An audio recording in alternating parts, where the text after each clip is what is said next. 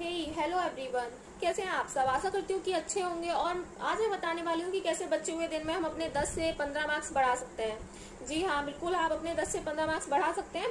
मैंने भी ये चीज़ मॉक में देखी है करके, और मेरे काफ़ी मार्क्स इंक्रीज भी हुए हैं। सो चलिए बताती हूँ। देखिए, अब मॉक टेस्ट देने का तरीका is most important in this new pattern. जैसे टीसीएस में होता था कि हमने सारे अटेम्प्ट कर लिए हैं, बाद में बच्चों दो तीन देखने हैं, या रीजनिंग में टोटल अटेम्प्ट करने हैं, या दो तीन सिर्फ छोड़ने हैं। ऐसा नहीं है। इसमें अगर आप रीजनिंग में 18+ भी कर रहे हैं तो आगे बढ़ जाइए। अगर आप जो वो बचे हुए क्वेश्चन करने में लगे तो आप अपना पेपर छूट जाएगा, आगे का मैथ्स देख भी नहीं पाएंगे। तो अगर 18+ बन रहे हैं रीजनिंग में, then you should move forward. After that यही हाल सब में करना है। जीके में भी यही करना है कि 10 भी अगर आपके आ रहे हैं, 10 से 12 15 ठीक है।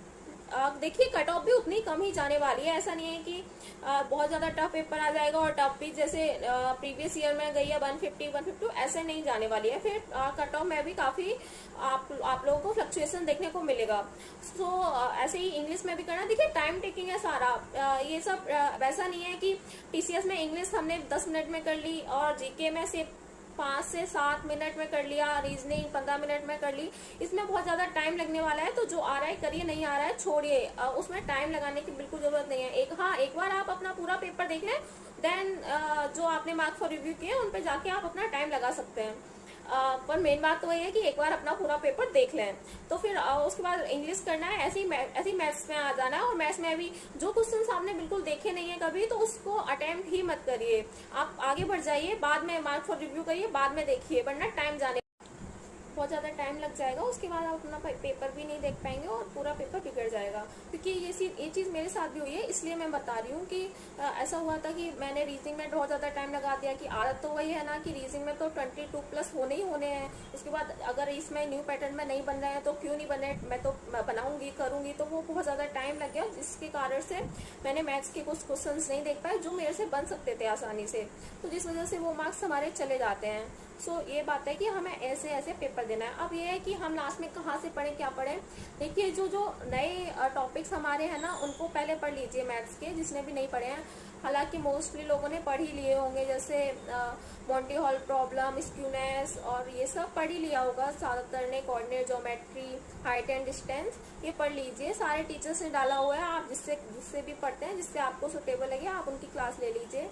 प्लस इंग्लिश में भी कुछ नए टॉपिक ऐड हुए हैं, जैसे figure of speech, transformation of sentence, वो भी देख लीजिए। रानी मैम की वीडियोस डली हुई है, 1 शॉट वीडियोस, उनको देखिए तो काफी अच्छे से समझ में आ जाएगा। तो वो जिसने भी नहीं किया है वो देख ले जाके। इंग्लिश में भी मॉक में नहीं मिल रहे हैं इंग्लिश में नए क्वेश्चंस, लेकिन हाँ, इंग्लिश में नए क्वेश्चंस ऐड हुए हैं। काफी बच्चों ने बताया जो सिलेक्शन पोस्ट का देके आए हैं कि इंग्लिश में भी ट्रांसफॉर्मेशन ऑफ सेंटेंस और फिगर ऑफ स्पीच ये सब नहीं आता था, वो ऐड हुआ है। तो वो देख लीजिए वीडियो एक बार। और मैंने अपनी पहले वीडियो में भी बताया था कि रीजनिंग में जो एनालिटिक रीजनिंग है ना, वो पीयूष सर से करियर के जो टीचर है उनसे देख लीजिए। Analytic reasoning 1 short video, 5 to 6 hour का वीडियो, बहुत अच्छे से समझाया हुआ है। काफी आप लोगों का सुधार हो जाएगा। मुझे भी काफी इससे इम्प्रूव हुआ है। मेरा जो स्टेटमेंट कंक्लूजन बेस्ड क्वेश्चन होते हैं, सारे उस टाइप के उन्होंने कराए हुए हैं। तो वो जिसको उसमें कंफ्यूजन होती है तो एक बार वो देख ले जाके। और बाकी जो जीके है उसको तो परमार सर की वीडियोस देखिए, जो उन्होंने नए पैटर्न पे अभी लेवल 2 की लाई हुई है। और स्टूडेंट से पढ़िए, क्योंकि बेसिक पढ़ना इज मोस्ट इम्पोर्टेंट। उससे जो ये 3 सेंटेंस में आ जाते हैं, उनमें से कौन सा सही है, तो वो आपका तभी सही होगा जब आपने पूरी थ्योरी वाइज पढ़ा होगा उसको अच्छे से। तो वो ल्यूसेंट से पढ़ लीजिए अभी जितना हो जाएगा। मॉडर्न ज़्यादा पढ़ लीजिए, मॉडर्न हिस्ट्री पढ़ लीजिए ज़्यादा, और इकोनॉमिक ज़्यादा पढ़ लीजिए, क्योंकि इकोनॉमिक्स से ज़्यादा आ रहे हैं। पॉलिटी भी पढ़ लीजिए, और इतना बहुत ज़्यादा हिस्ट्री में टाइम वेस्ट मत करिए, क्योंकि हिस्ट्री के इतने ज़्यादा क्वेश्चन बनते नहीं है। इकोनॉमिक, पॉलिटी और इन सब के जो भी नए, और साइंस में भी उतना टाइम मत वेस्ट करिए, क्योंकि बच्चों ने बताया कि साइंस का एक क्वेश्चन ही मिल रहा है, तो फिर उतना टाइम मत दीजिए उसको। तो फिर ये सब करना है, ऐसे पढ़ना है। अब है कि मॉक टेस्ट देते हैं, नंबर कम आते हैं, कोई बात नहीं। ये नए पैटर्न में पहले नंबर 150+ हमेशा आते थे, अब कम आ रहे हैं।